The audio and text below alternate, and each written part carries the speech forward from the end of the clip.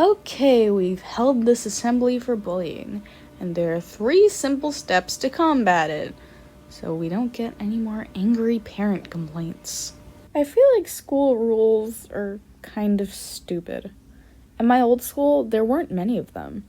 Don't dye your hair, don't have more than 3 piercings, tie up your hair if it's longer than your shoulders, keep your phone on silent in class. But for me, that was surface level BS. The real rules happen when the teachers aren't looking. Unfortunately, I didn't get the memo when I was a kid that I wasn't supposed to be a goody two-shoes. The real rules never covered that.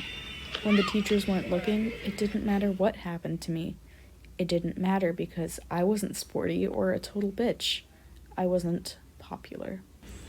When the popular kids tell everyone who you are, you don't ever get to tell your story.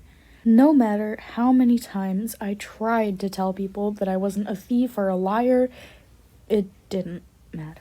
When you get bullied, people tell you to follow 3 steps. Step 1. Recognize. Spot the signs of a bully. Easy enough when you're being supported by the notion that everyone loves everyone, but that's not true.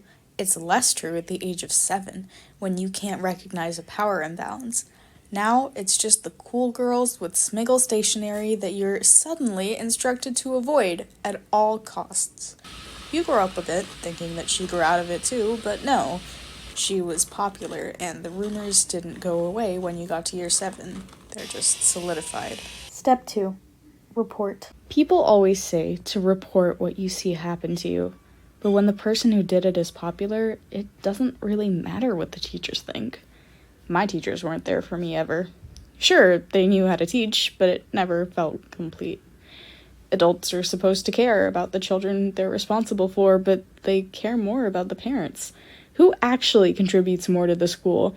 Who's most likely to make a big deal if I don't cater to them? Which kid is bratty enough for their grown-ups to believe every word they utter as gospel truth, thereby placing my livelihood in their hands? And it's never the overlooked kid.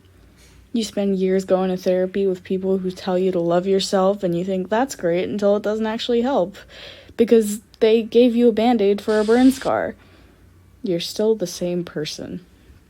And that's when you get someone who's actually willing to help you. Otherwise, you're just stuck with someone who... Pranita? Huh? Is this true? Everyone here is saying you cheated on that test. What? No! I mean, yeah, we all agree. Yeah, of course. No, they just agree with her because she's popular. Okay, you're being aggressive and unreasonable. But I'm gonna need you to calm down. I thought a literal counselor helping me would want me to stand up for myself. They'd want me not to be in a room with someone who actively bullied me.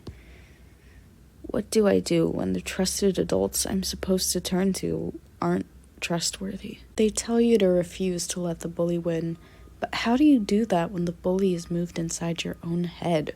When you start refusing to believe you deserve to be here? You start blaming and questioning your own judgment, gaslighting yourself. What is wrong with me? Why aren't my problems real? You're alone, so there's no one to stop you when... I'm alone. I'm all alone, and nobody is coming to save me.